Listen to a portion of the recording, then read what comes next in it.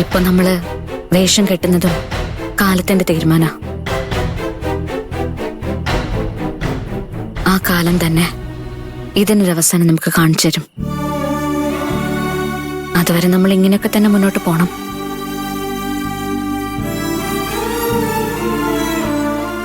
അതല്ലാതെ വേറെ വഴിയില്ല കുച്ചേട്ടാ.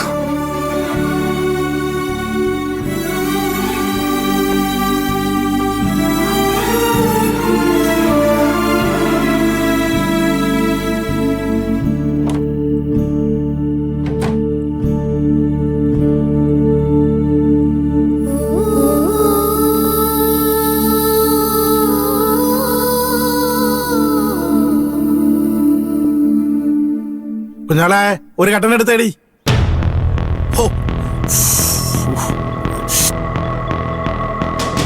അച്ഛാ, എനിക്കിന്ന് സെമസ്റ്റർ ഫീസ് അടയ്ക്കണം. അതിന് കാശ് വേണം. എന്തോന്ന്? ഇതെന്താടി പുതിയ രീതിയൊക്കെ? എന്നോടാണോ കാശ് ചോദിക്കുന്നേ? അച്ഛൻ ഇന്നലെ ലേറ്റ് ആയിട്ട് വന്നോണ്ട് ചോദിക്കാൻ പറ്റിയില്ല. അതെ, എന്റെ കാശൊന്നുമില്ല. അച്ഛാ, സെമസ്റ്റർ ഫീസ് അടച്ചില്ലെങ്കിൽ എന്നെ പരീക്ഷ എഴുതാൻ സമ്മതിക്കൂല. അതെ, നീയൊക്കെ പരീക്ഷ എഴുതിയിട്ട് എന്ത് കാര്യമടി? നീയേ പോയിന്റെ പണിയൊക്കെ ചെൽ. അച്ഛാ, നിന്നോട് പോവാനല്ലേ പറഞ്ഞത്? കല്ലു വന്നേ. കാശ് ചോദിക്കാൻ വന്നിരിക്കുന്നു. കാശ്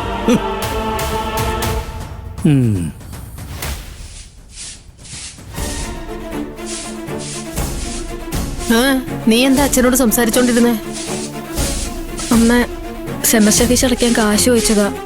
അച്ഛന്റെ കാശില്ലാന്ന്. എടി, നിനക്ക് എന്നാ അങ്ങേര് ഫീസ് അടയ്ക്കാൻ കാശ് വന്നിട്ടുള്ളത്? എന്നിട്ടാണോ പിന്നെ അങ്ങേരോട് പോയി ചോദിച്ചത്? ഞാൻ വേറെ ആരോട് ചോദിക്കാനാ അമ്മ? നീ ചാരുവിനോട് പോയി ചോദിക്കേ. അയ്യോ, ചേച്ചിയോടോ? ചേച്ചിയോട് ഞാൻ എങ്ങനെ അമ്മ ചോദിക്കുന്നേ?